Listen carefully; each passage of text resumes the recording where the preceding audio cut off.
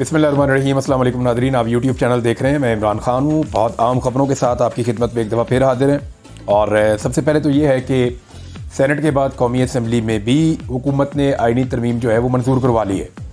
अब ये हुई कैसे है, ये कहानी अब आपको बताने की ज़रूरत नहीं है। गुज़िश्ता 2-2.5 माह से आपको हम यही बता रहे हैं कि एक आइनी तरमीम करने की कोशिश की जाएगी। पहले ये मामला कादी साहब की एक्सटेंशन से जुड़ता था, फिर ये मामला दीगर चीज़ों से जुड़ता था। अब करते करते हुकूमत बचाने के मामलात में आ गई। देखिए, जो चीज़ें हुकूमत पहले एग्रेसिवली कर रही थी, हुकूमत की कोशिश थी कि कादी साहब को एक्सटेंशन दी जाए, मामलात अपने कंट्रोल में रखे जाएं। अब हुकूमत एक डिफेंसिव पोजीशन में है। हुकूमत कम से कम एक ऐसी आइनी तरमीम लाने पर आ गई जिसमें उनकी जो जाली मैंडेट वाली हुकूमत है वो ज़्यादा देर तक ठहर सके या वो बच जाए, वो हुकूमत ना गिरे। तो ये इस वक्त का मुद्दा तो ये है जो समझ आता है। देखिए, इसमें जो सबसे टेक्निकल चीज़ है वो तो है आइनी बेंच। अब आइनी बेंच के हवाले से ना ये कुछ इंकशाफात किए हैं बैरिस्टर गौहर साहब ने कि जो चीज़ें मौलाना फजलुर रहमान साहब कह रहे थे ना कि जो चीज़ें मेरे साथ तय हुई हैं या जो मेरा आइनी मुसव्वदा है उसके ऊपर आइनी तरमीम हो रही है, तो ये बात गलत साबित हुई क्योंकि बैरिस्टर गौहर साहब ने कुछ चीज़ें बताई हैं। एक तो उन्होंने कहा कि तरमीम के हवाले से जो चीज़ें तय हो चुकी थी पाकिस्तान तहरीक इंसाफ और फजलुर रहमान साहब में और कमेटी के अंदर जो बातें हुई थी, ये तरमीम वो वाली नहीं है जो ऐवान में पेश की गई। वहाँ पे जालसाजी की गई, जाली हुकूमत है ना, जालसाजी हुकूमत में आए फॉर्म 47 पे, तो वहाँ पे भी इन्होंने जालसाजी की। अब वो जो जालसाजी की वो ये है कि नंबर 1 उसमें तय किया गया था, लेकिन चंद चीज़ें तब्दील कर दी गई हैं। ये तय था कि जो बेंच बनेगा आइनी अदालत का, उसमें कमेटी में उन्होंने कहा जी 5 सीनियर जजेस का नाम पहले आया था कमेटी के अंदर कि पहले 5 सीनियर जजेस होंगे, उनका आइनी बेंच बन जाएगा, यानी चीफ जस्टिस होंगे। उनके बाद 4 दीगर सीनियर जजेस हैं। अगर मंसूर अली शाह साहब फर्ज करें चीफ जस्टिस बनते हैं तो वो होंगे सरबराह आइनी अदालत के। उनके बाद मुनीब अख्तर, या अफरीदी, फिर नीचे अमीनुद्दीन खान और फिर एक और जज साहब। तो इस तरह ये 5 बनेंगे। लेकिन अब इसमें तब्दीली ये कर दी गई है कि चीफ जस्टिस के अलावा जो बाकी 4 जजेस हैं वो भी हुकूमत फैसला करेगी कि कौन से आएंगे। अब मजे की बात यह है कि ये पाकिस्तान नहीं, दुनिया की तारीख में पहली पार्लियामेंट है जो अदालती बेंच बनाएगी। मैं आपको फिर समझाता हूं कैसे।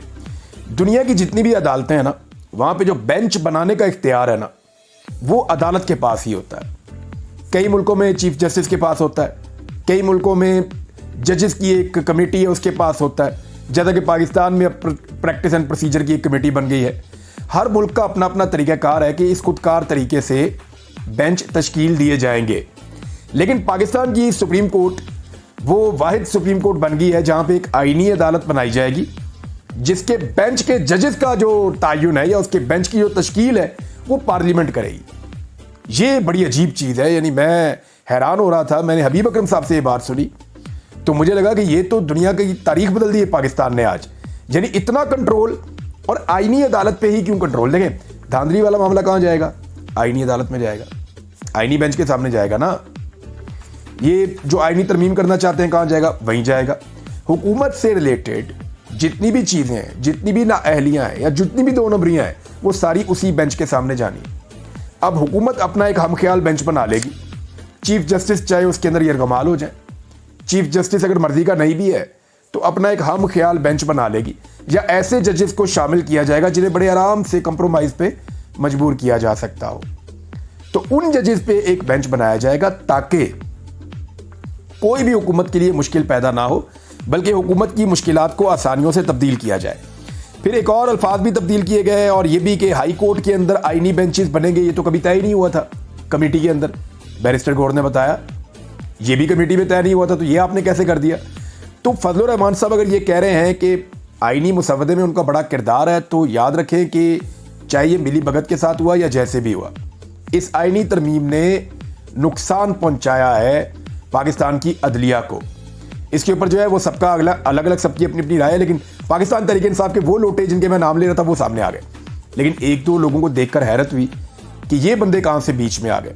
शहबाज गिल साहब ने जो रिपोर्ट किया है कि वो देखें ना, वो पार्टी की मेन कमेटी के अंदर भी शामिल है, तो शहबाज गिल के पास डायरेक्ट पार्टी से इंफॉर्मेशन होती है, कोर कमेटी में भी होते हैं। तो उन्हीं से मैं आपको बता देता हूं कि कौन कौन सा बंदा प्रॉपरली अब तक लोटा बना है। इस बारे में शहबाज गिल ने कहा कि जी मैं ये गुजारिश करता हूँ कि इमरान खान साहब को फैसला करने तक कोई इनका दिफा ना करे।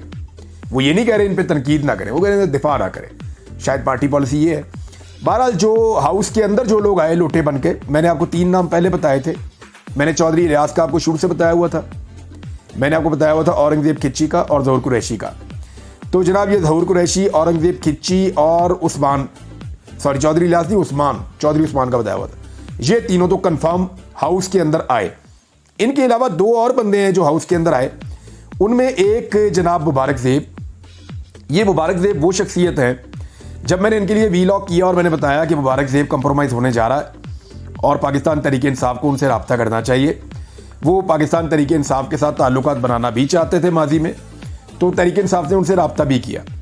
अब ठीक 2-3 दिन पहले मुबारक ज़ेब के साथ शाहिद खटक का रब्ता ख़त्म हो जाता है। शाहिद खटक जो है वो उसको ढूंढ रहे हैं, बाकी लोग भी ढूंढ रहे हैं, तो पता नहीं चल रहा था। तो मैंने इन्फॉर्मेशन ली तो पता चला कि मुबारक ज़ेब गायब है। तो वहाँ से मुझे आइडिया उस वक्त हो गया था कि मुबारक ज़ेब शायद कंप्रोमाइज़ हो गया है। तो फिर उसको देखा, मुबारक ज़ेब को शायद ज़्यादा अच्छी और बड़ी ऑफर मिली हुकूमत की जानिब से। तो वो मुबारक ज़ेब जिसने इमरान खान के नाम पे वोट लिया, अपने शहीद भाई के खून के नाम के ऊपर वोट लिया, वो जो चौकों में खड़ा होकर कहता था कि इमरान खान का साथ कभी नहीं छोड़ूंगा, उसने जितनी शराइत रखी वो सारी शराइत सूबाई हुकूमत ने मानी। इसके बावजूद उसी मुबारक ज़ेब ने पीठ में छुड़ा घोंपा पाकिस्तान तहरीक इंसाफ की। लेकिन कुछ लोग कह रहे हैं कि वो अपने वोट लेकर आया था, अपना वोट तो उसका एक भी नहीं है, एक भी वोट उसका अपना नहीं है। वो हुआ ये था कि उसने इमरान खान के नाम पे और अपने शहीद भाई के नाम पे वोट मांगा था, तो लोगों ने हमदर्दी में आके वोट डाल दिया था। लिहाजा मुबारक ज़ेब जो है वो दोबारा कभी जीतने का तस्वुर भी नहीं कर सकता। उसने अपनी कीमत लगवा ली जितनी लगानी थी। अब ये बाजोड़ में जाके वहां पे एक जलसा करके देख ले, इनको आइडिया हो जाएगा। एक जी चौधरी इलियास। चौधरी इलियास के बारे में मैंने गुज़िश्ता माह वीलॉग किया था और मैंने बताया था कि ये आदमी एस्टेब्लिशमेंट के साथ डील करके, और बाकायदा कुछ मैंने बंदे भी बताए थे कि जिन्होंने डील करवाई थी। ये इलेक्शन लड़ने आया था और पाकिस्तान तहरीक इंसाफ का टिकट इसको दिलवाया गया था 2 नंबरी करके चौधरी इलियास को। और चौधरी इलियास जो है उसने इलेक्शन लड़ा इस शर्त पे था कि मैं जैसे ही इलेक्शन जीतूंगा, माई बाप आप मुझे दे दें फॉर्म 47, यानी मैं तो जीत रहा हूं इलेक्शन, इमरान खान को तो वोट पड़ रहा है, मुझे फॉर्म 47 मेरा असली दे दें, आप जहां कहेंगे ना मैं वहां चला जाऊंगा। तो बाद में इसने अपने आकाओं के कहने के ऊपर फॉर्म 47 जब इसको मिल गया तो इसने एक बयान हल्फी दे दिया काफ लीग को। तो काफ लीग को इसकी वजह से 2 सीटें मिली, 1 सीट मिली मखसूस और 1 मिली इसकी अपनी। तो चौधरी इलियास वहां चला गया था। अभी कुछ अर्सा पहले जब मैंने इस पर वीलॉग किया तो इसने बड़ी तनकीद की मेरे ऊपर। मेरे खिलाफ इसने एक प्रेस कॉन्फ्रेंस की वहाँ गुजरात में, और इसने कहा ये मेरे ऊपर मुकदमा करेगा, हत्या की इज्जत का दावा भी करेगा, मेरे ऊपर केस करेगा। तो मैंने इन लोगों को कहा था आप केस करें मेरे ऊपर, मेरी खबर ठीक है। तो वो खबर जो है वो दुरुस्त साबित हुई।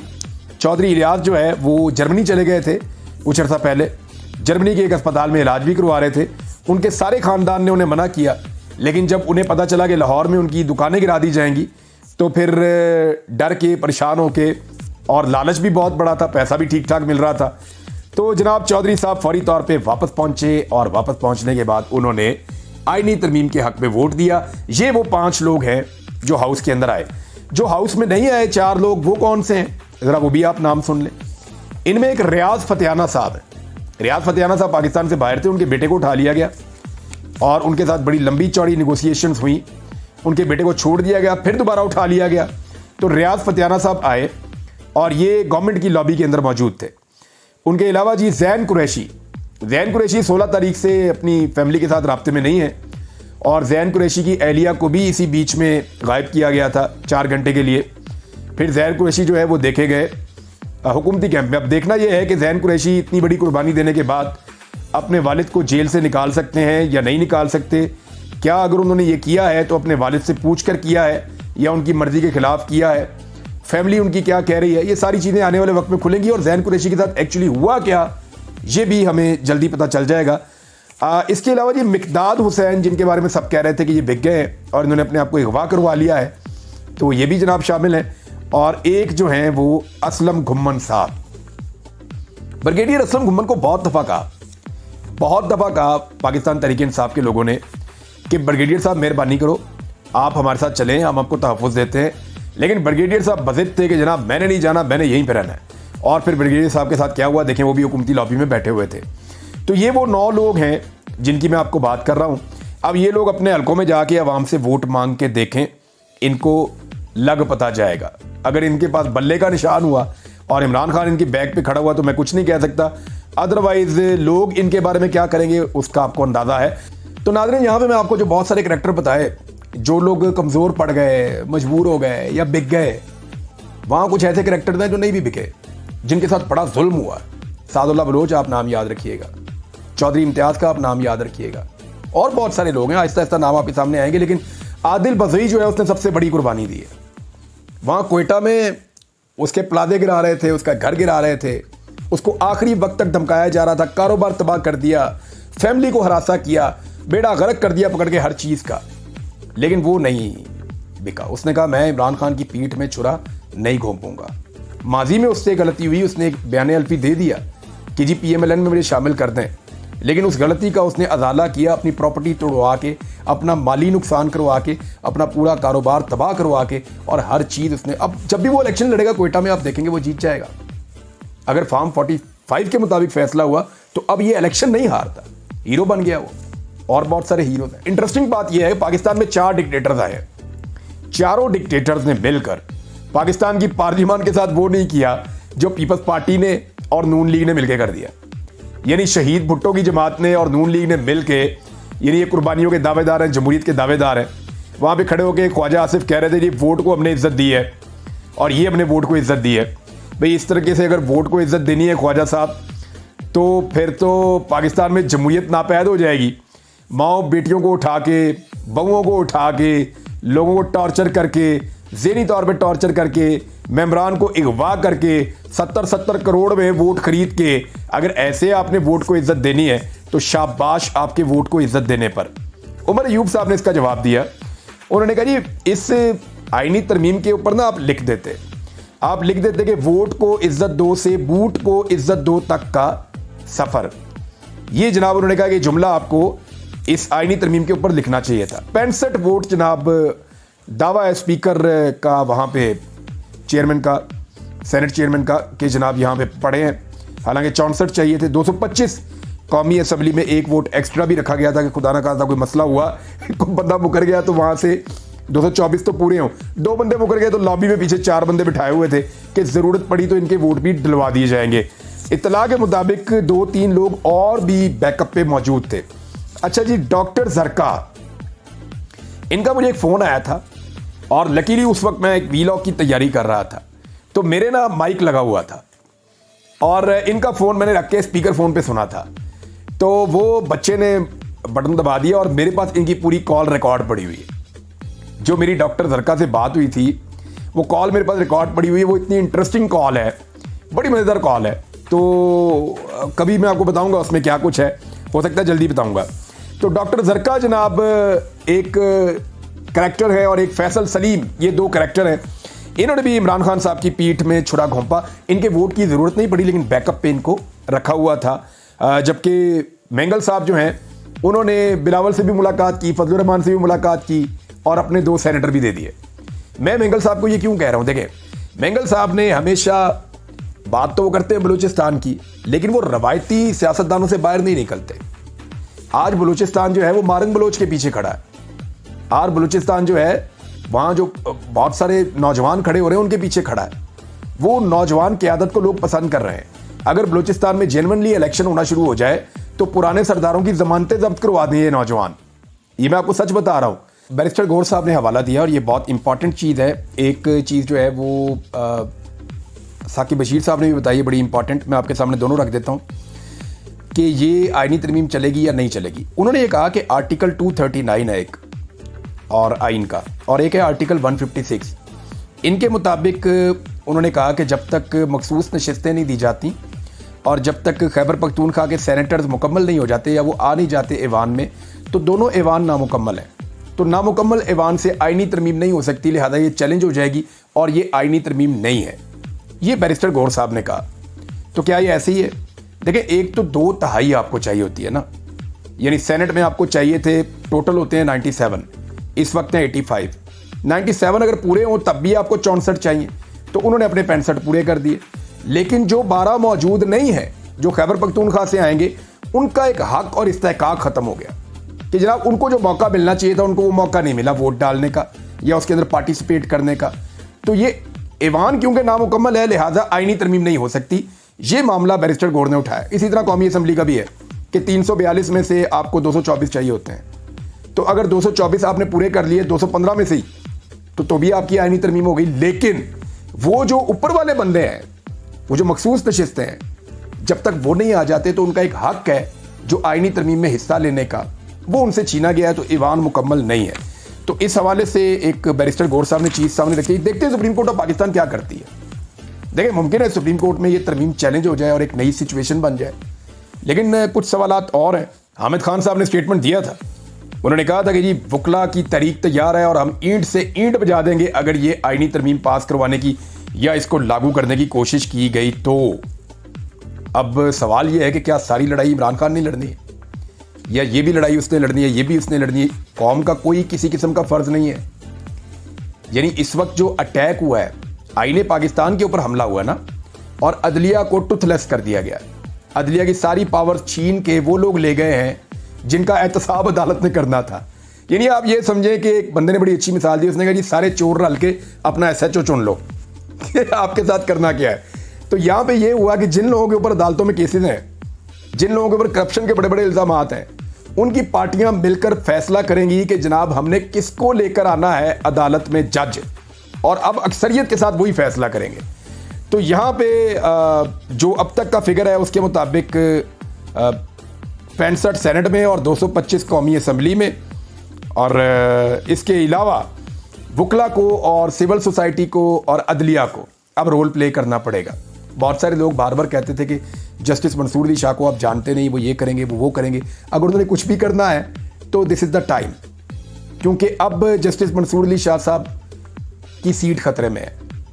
मामला ये है कि पाकिस्तान तहरीक इंसाफ को ये ऑफर की गई थी कुछ सोर्सेज के मुताबिक कि हम जस्टिस मंसूर अली शाह साहब का आपको नोटिफिकेशन करवा देते हैं, आप आईनी तरमीम का हिस्सा बन जाए। लेकिन तहरीक इंसाफ ने कहा जी हमने इस घिनौने खेल का हिस्सा नहीं बनना, ये जाली असम्बली है, ये आईनी तरमीम कर नहीं सकती। इमरान खान साहब का पहला वाला मौक़िफ़, और उसी मौक़िफ़ की वजह से अब पाकिस्तान तहरीक इंसाफ ने खुद कोई आईनी तरमीम के हक़ में वोट नहीं डाला। अब नाज़रीन एक खेल और पैदा हो गया है और ये बड़ा इंटरेस्टिंग है। अगर पाकिस्तान तहरीक इंसाफ को अपनी मखसूस नशिस्तें मिल जाती हैं तो फिर जो कमेटी बनेगी जजेस की तकर्री के लिए, वो पाकिस्तान तहरीक इंसाफ के बगैर कोई जज जो है उसकी तकर्री नहीं कर सकेगी, क्योंकि वहां पे 8 बंदे चाहिए होंगे। और अगर पाकिस्तान तहरीक इंसाफ को मखसूस नशिस्तें नहीं मिलती तो फिर अल्लाह खैर सल्ला। तो अब जो आईनी बेंच बनाया जा रहा है, इसका आप ध्यान में रखिएगा, ये चक्कर सारा यही है, ये सारा गोल चक्कर है।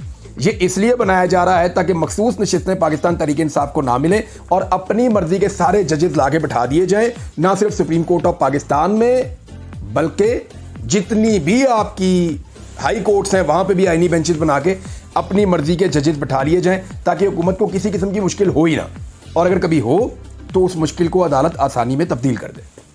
अब तक के लिए इतना ही, अपना ख्याल रखिएगा, अपने चैनल का भी। अल्लाह हाफ़िज़।